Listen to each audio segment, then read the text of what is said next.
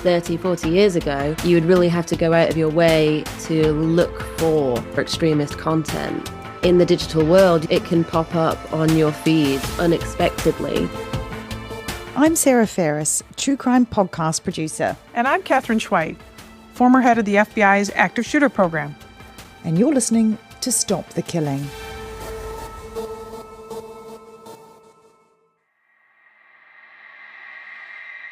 Welcome to this episode of Stop the Killing. We're joined by Dr. Doro Townsend. Honor, can you tell us just a little bit about who you are and your background for our listeners? For sure. Well, thanks so much for having me on. Looking forward to chatting. So yeah, I'm Dr. Doro Townsend. I am a criminologist, and I always feel like that's a weird title because I've said this before, but I don't know at what point you become a criminologist. Do you know what I mean? Like, there's never a day that anyone shakes your hand and is like, congrats, you're a criminologist now. Is it after an undergrad degree? Is it after postgrad? I don't know. I mean, I've done the PhD now, so I'm going to claim it as a title, but it's probably not official. But yeah, it basically means that I teach and I research various areas of criminology, whether that's offender behaviors, the criminal justice system, victims of crime, and crime as a concept. I guess what I really wanted to talk to you today about, and we've spoken before at CrimeCon in, well, both the US and the UK, about, like, I'm a parent, talking about that digital kind of wolf pack. As Katherine would say, we used to have lone wolves, but now those lone wolves can go online and find their digital wolf pack. As a parent, I find that terrifying. And I just wanted to have a chat to you about your research and what we can do to recognize that in youngsters, whether you're an educator, a parent, an auntie, an uncle, whatever.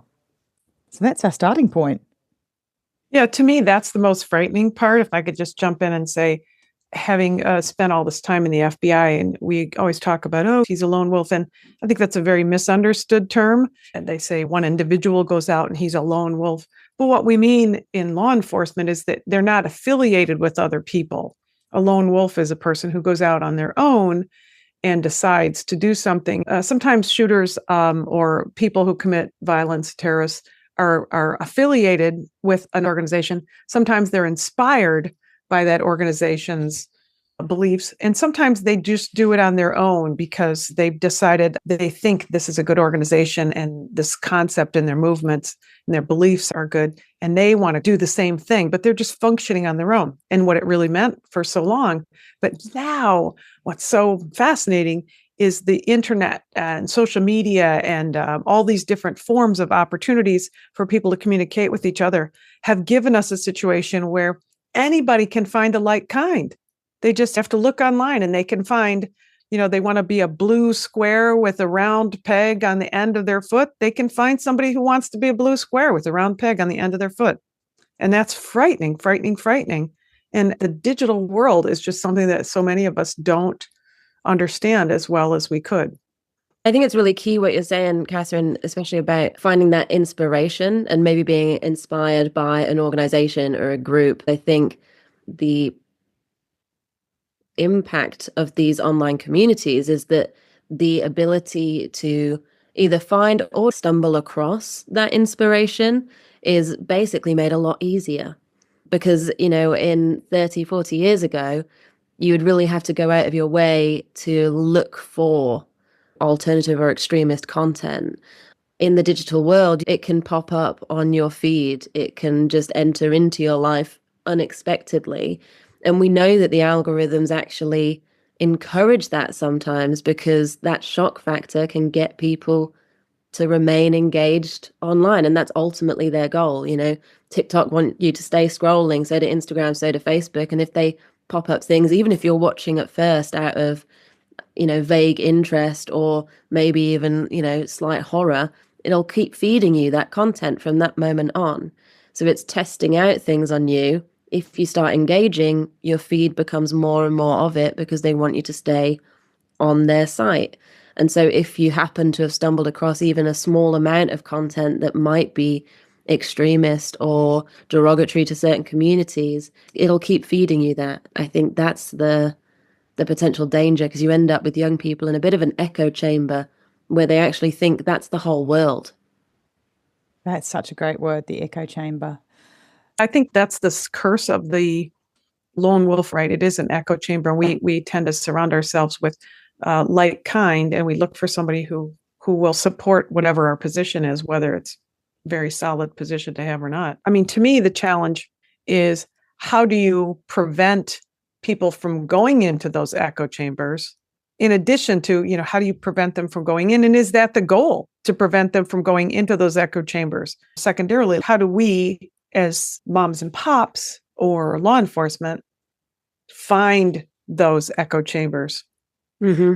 I'll give some context on my research and why this is an area that I'm interested in. If people have heard of me before, it's predominantly to do with documentaries on murder and serial murder, which is a slightly different topic. But my PhD was looking at something that might not immediately sound connected, but I think there is overlap. I was looking at the role of idealized masculinities on the use of image and performance enhancing drugs like anabolic steroids. One of the ways I was looking into that was through online bodybuilding communities, looking at online forums for bodybuilders and people who use those types of substances across the world. One of my key findings, I also want to reiterate, is that though there were negative findings, there were also some positives too, in terms of positive communications that can happen within online subcultures. In the context of what I was researching, that looked like, education. It looked like harm reduction information being shared amongst people on those sites.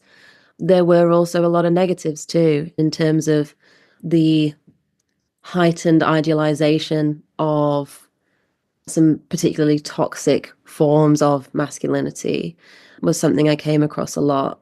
One of the key ways I personally observed that was done within those forums, and I think this is something that can be considered in broader context with other online digital communities, was the use of language at its core, and how these communities can often develop their own language norms.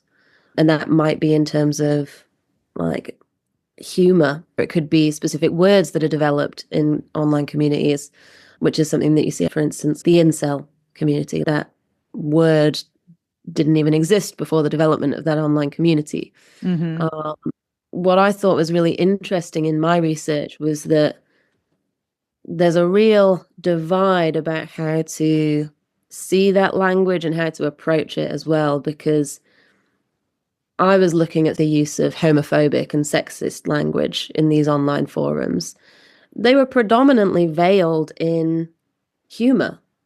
It was not often direct, insulting language. What you could see, the potential intention was as a form of a joke. One of the things that I think we have a challenge as in law enforcement, we've always had a challenge with, and you even have that when you hear your kids say something mean to another child, and then they say, "Oh, I was just kidding," and claiming it's humor, claiming it's memes, which are now, "Oh no, those are all just jokes." They're not all just jokes, but it's an easy way to be able to get away with saying it.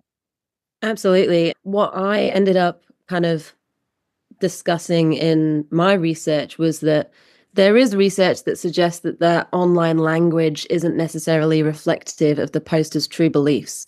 So they might say something homophobic, doesn't necessarily mean they are homophobic. But then there's other research, and this is the position I took, was that it's kind of irrelevant whether that's their true belief system or not. The impact of the use of that language is still the same. That language is still exclusionary, it is still hateful, regardless of that intention and regardless if it really reflects a belief system or not. And so it therefore has to be moderated, irrelevant of true intention.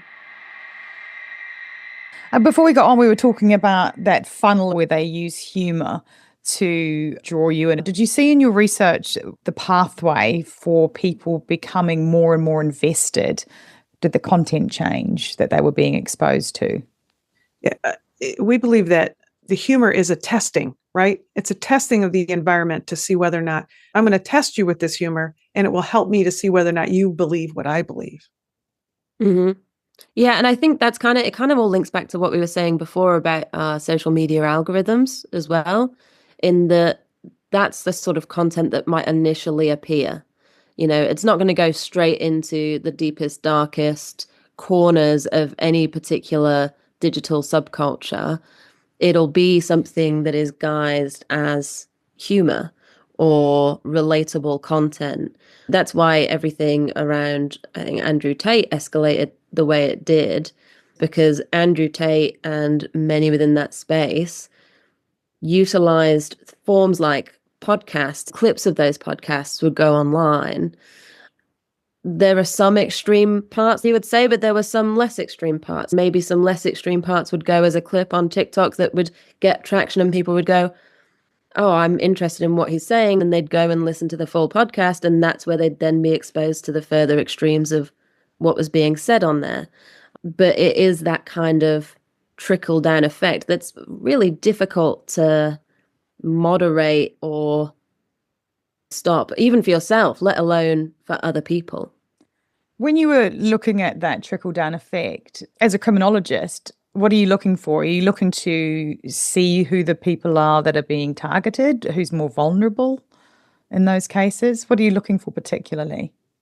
Yeah, so there are always vulnerability factors, and often these are actually based on things that are identified as vulnerability factors for engagement with radicalization and political extremism, I think apply more broadly than that. It might, individually, they might appear to me minor things. So that could be someone who's very easily influenced, impressionable in their nature.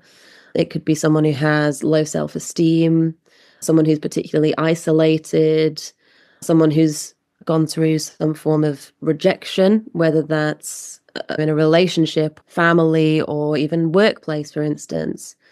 It could be people who are showing heightened levels higher than normal of being disrespectful or angry towards their family, their peers, experiencing grief, having a strong need for acceptance and belonging. I think that one's really key, because I think a lot of the time people that are vulnerable to engaging in any form of extremist online community are seeking community at its core. And it just so happens that they find that within these extremist spaces, but it comes from a vulnerability of wanting peers or camaraderie. You can see how it's difficult, because I can say all of those things, but then at the same time, individually, they're quite hard to recognize in the moment. It's all very well in retrospect being like, oh, well, they did become slightly more withdrawn. They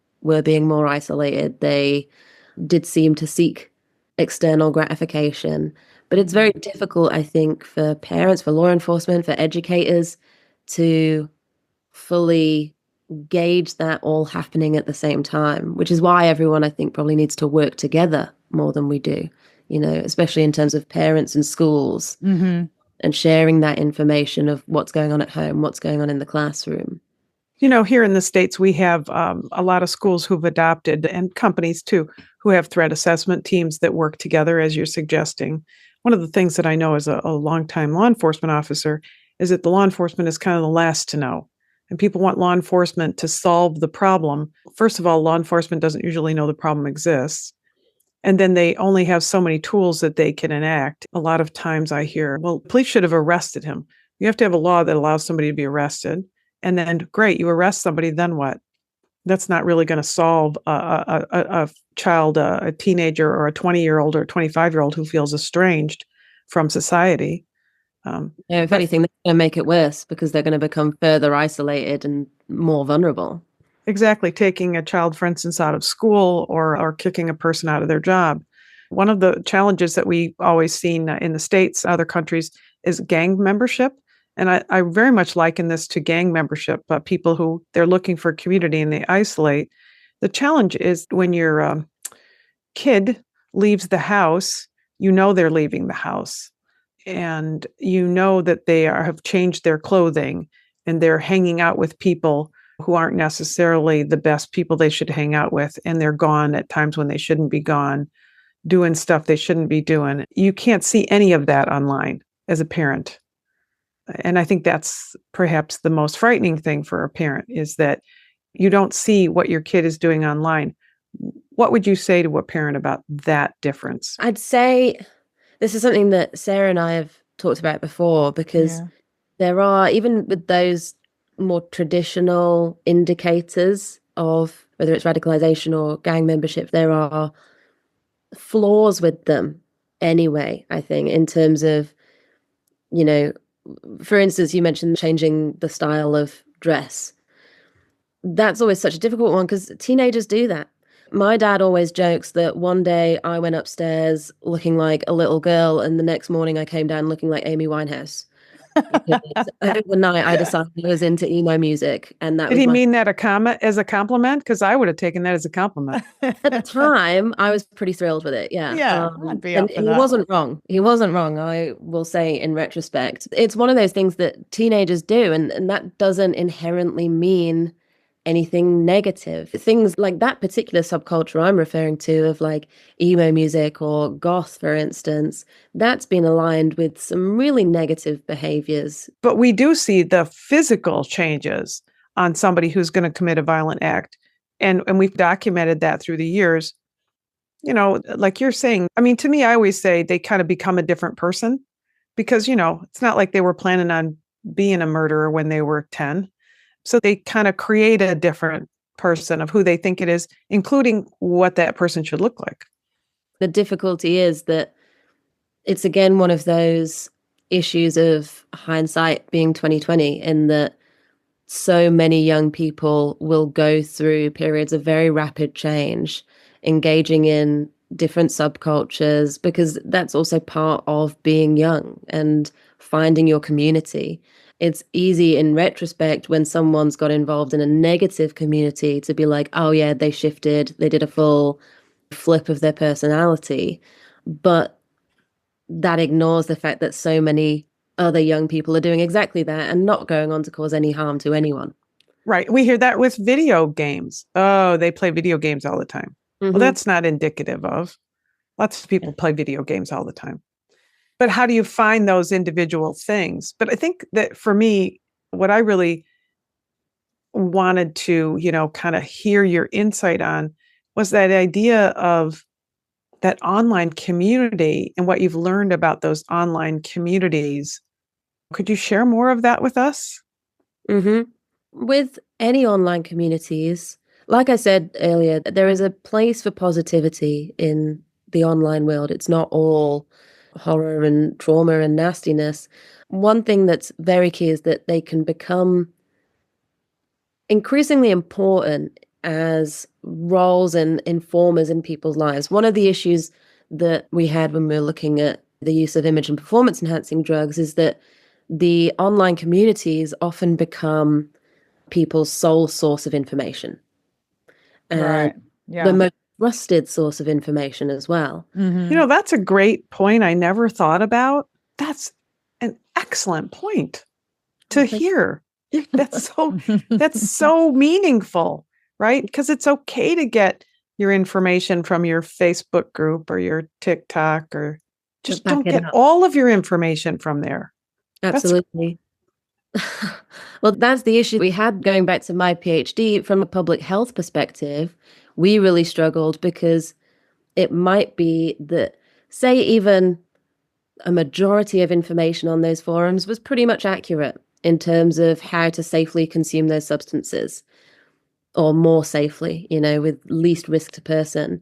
But it could be that maybe someone has misinterpreted an academic study, they've put that on there. And if people are only using that platform as their information guide, and then misinformation enters in, no matter how uncommon that is, it poses such a huge risk in terms of like physical safety.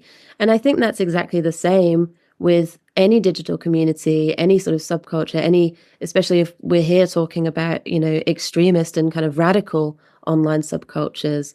The problem is them becoming so all-encompassing, and so people trust them.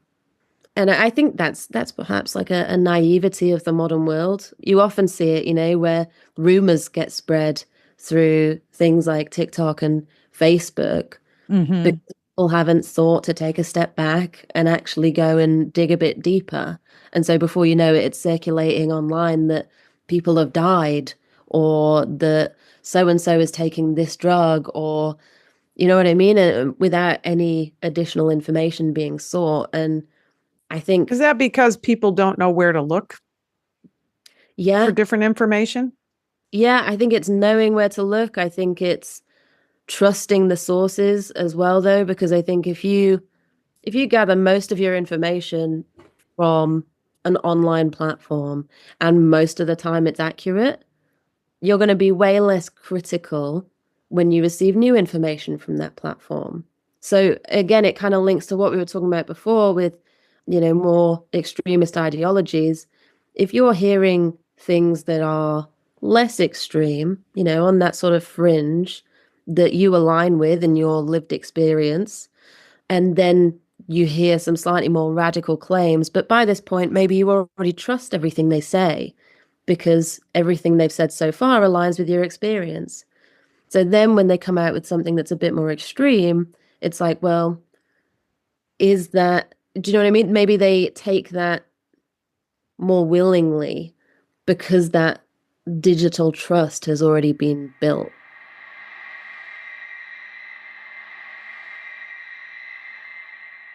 You've taken this view of looking at this particular online culture, but can you run us through what you saw that kind of surprised you about it? I mean, you got a peek behind the curtains that a lot of people don't get.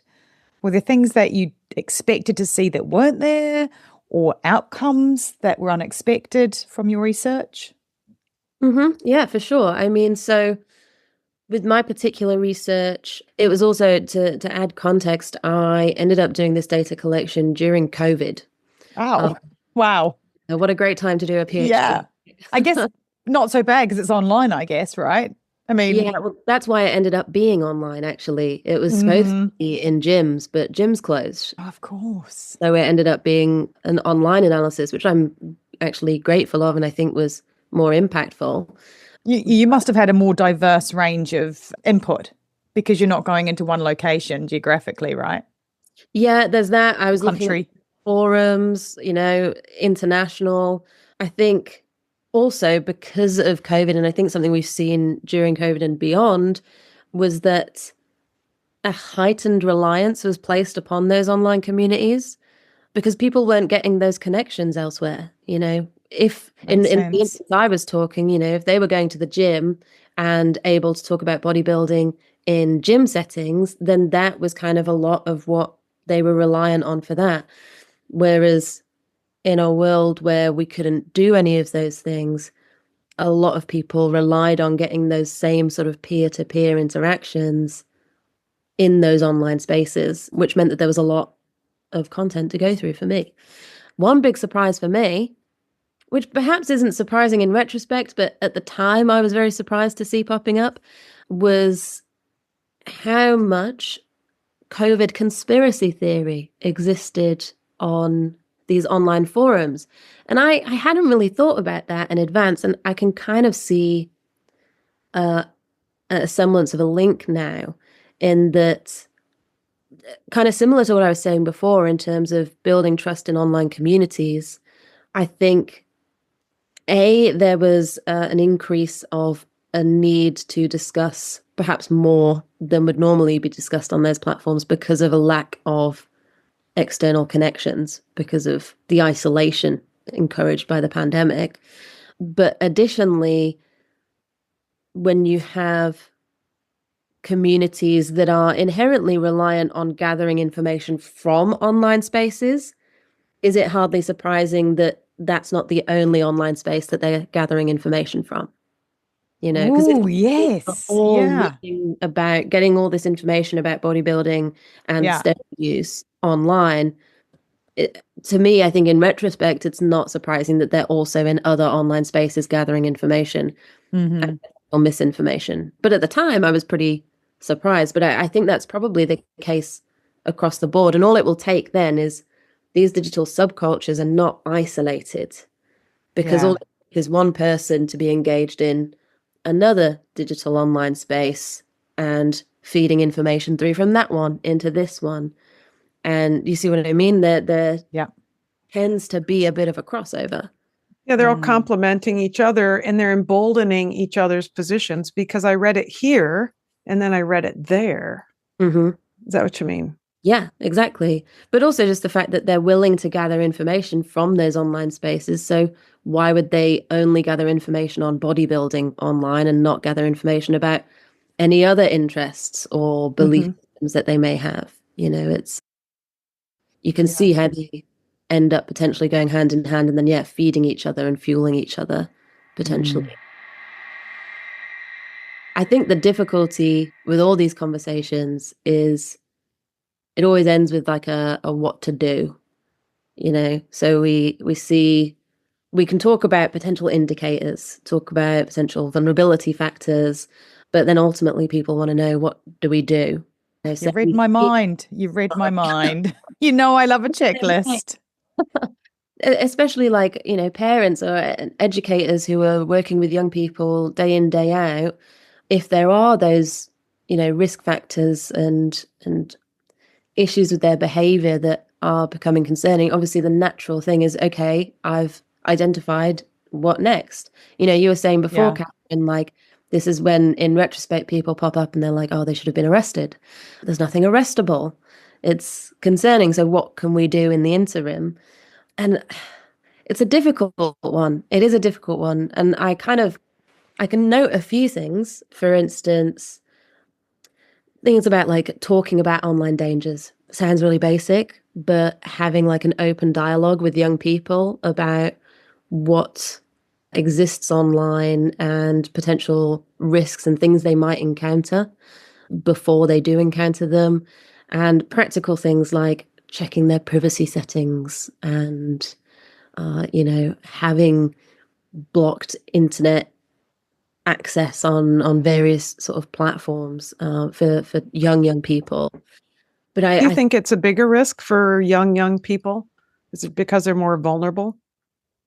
I think it's really varied based on the individual, but I think that with young people, they are less likely to have developed a critical mind and critical thinking capabilities. And so if they're fed content that is problematic, they might not yet know how to consider that critically and consider that as something that's not necessarily truth.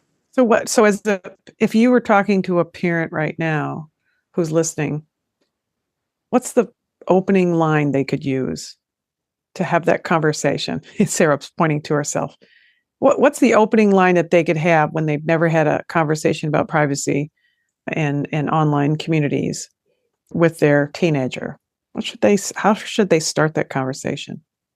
With facts, like your research, or with fear or emotion? I don't think so. I mean, I think it's a combination of things, because I think it's a process as well, rather than a singular conversation. And I speak of this as well, I will say, as a non-parent. I have a stepchild, but he's 7 and we don't let him have internet access other than, for Flappy Bird and the other silly games. But, I'm coming at this from, I don't know, an educator perspective rather than a parent, because that's not my experience. But I think I see it as a combination of factors that are ongoing. I think one of the key ones is the creation of a safe home environment, basically where that young person will feel comfortable and safe to share any issues they're facing or ask you questions about anything they do see online. And you, having been upfront and honest maybe about things you've encountered, can encourage that. That's good. I like that too, because we never think to do that. As parents, we're always saying, I don't want to let them know my failures, but maybe it is a good thing for for parents to be able to explain Mhm. their own challenges. And I think that just encourages an open dialogue, because you want to basically build trust so that your young person knows they can come to you and they can say, I've seen this, I don't really know how I feel about it. What do you think? And it allows an open conversation. The other key, though, is that education side. So that is where you may be referenced with facts. And I think that's so key in teaching safe behaviors, whether that's, attitudes towards women or towards violence or towards substance use or whatever it may be. I think, that sort of education and acceptance can start in a home environment. And then finally, it might not be, all of these might not sound the most practical. It's not like, okay, first you sit down and you say X, Y, Z, and then it's fixed. But I think love and support as well, because a lot of those vulnerability factors we were talking about are linked to young people feeling isolated, looking for community, becoming easily influenced and impressionable. And I think family love and support, that would negate a lot of those potential risk factors. The difficulty with all this conversation, though, is that the question then remains of like, will that always be enough to prevent this from happening, to prevent your loved young person from, entering into these scary digital spaces? And the reality of the answer is no. You can do all of that, you can try your best, and it could still be that they become exposed to some really negative things. And, I think the best thing we can all do, whether we're educators or parents, is to just try our best at encouraging that positive and communicative space. But I feel like I always end on a downer whenever I'm talking about things, because it's like, here's all the things you can try. Doesn't always work. I don't think that's a downer. I think it's always good to have that reminder that you can always create a warmer, safer, more loving environment at home, because your life gets busy. So it's nice to just check in and go, okay, well, what have I done today that's brought that love into the house, or given my child that feeling that they've got a safe space to fall? Sit down, have dinner with them, have a conversation. One of the things that we've been doing with the older kids, because everybody's, obviously on different social media things, is what's the funniest thing you've seen on social media in the last week? And that's quite a good way for us to kind of have a conversation about what's being sort of fed up to them as well. So, but that's all about having conversations and creating a space for that. So it's not all a downer. No, it's not all a downer. It is. And I think it's helpful for people who are listening to think about your kid has a phone in their hand or a computer that they carry around, and you don't even know what they do with it, or you don't even think this is a threat. I mean, I know a lot of people, you'll hear people say, my kid's good. He's a good kid. I hear that all the time. He's a good kid. It never is about them being a bad kid, Yeah, I think that's a really good message. Until you have some conversations, you don't know what's going on in your kid's head. And so I think that's good advice. Yeah. I think as well, though, I mean, if criminology will teach you anything, it's that the concept of good and bad are subjective. They're ever changing, Mm-hmm. Humanity is shifting, and very, very rarely do you ever encounter someone who is solely bad or solely good. Humans are a lot more multifaceted than that, and good people can do bad things and vice versa. It's less binary, I think, than we naturally tend to talk about. But that's why it means even if your kid is acing things at school, they've got a great peer group, they're getting A stars, that doesn't necessarily mean they're not at risk of being exposed to some pretty nasty stuff anyway. Well, yeah, I think sometimes good kids also are just such good kids. They don't realize when they're getting exposed to somebody or something that's really bad for them. Thank you so much for joining us today. It's been a joy. We've been having this in the pipeline for quite a while. We've finally managed to bang our heads together despite clock changes and the works for daylight savings. Can you tell everybody who's listening where they can find more about your research and you? Yeah, well, thanks so much for having me. It's been a really interesting chat. And yeah, if you probably just go to my Instagram is the easiest place, which is just at Doro Townsend. Yeah, that's where I post about research or documentaries, etc. So it's all on there. Amazing. And of course, we will see you at CrimeCon UK for sure in June. And if you get a chance to come along and listen to one of Honor's talks, you won't be disappointed, I'm sure. So thank you Absolutely so much. not. And I love that you're in the fight and doing this. As a criminologist, you bring a perspective that many times, we don't have that depth when we're all, doing the analysis. So we just love that you took the time to do this with us. Thank you so much. Thanks so much. I really appreciate that. Thank you for joining us on Stop the Killing. Remember, these conversations aren't just important, they're necessary. If you're ready to dive deeper into the issues we cover, Katherine's book, Stop the Killing, and also How to Talk About Guns with Anyone are available now at katherineschweit.com. Stop the Killing is proudly produced by Sarah Ferris Media. For more award-winning podcasts like Conning the Con and Watching Two Detectives, visit sarahferrismedia.com. As an independent podcast, we rely on your support to keep these critical discussions alive. If you value our work, please consider supporting us on patreon.com/stopthekilling or by simply subscribing on Apple Podcasts now. Not only will you help us to continue this mission, but you'll also get early access to ad-free episodes and exclusive content that takes a deeper look into unfolding incidents. And don't forget, Stop the Killing is a team effort. You can make a difference by leaving a review on Apple and sharing this podcast with others. Together, we can keep pushing these conversations forward. Thank you for being part of this journey. Stay safe, stay informed, and let's continue to stop the killing.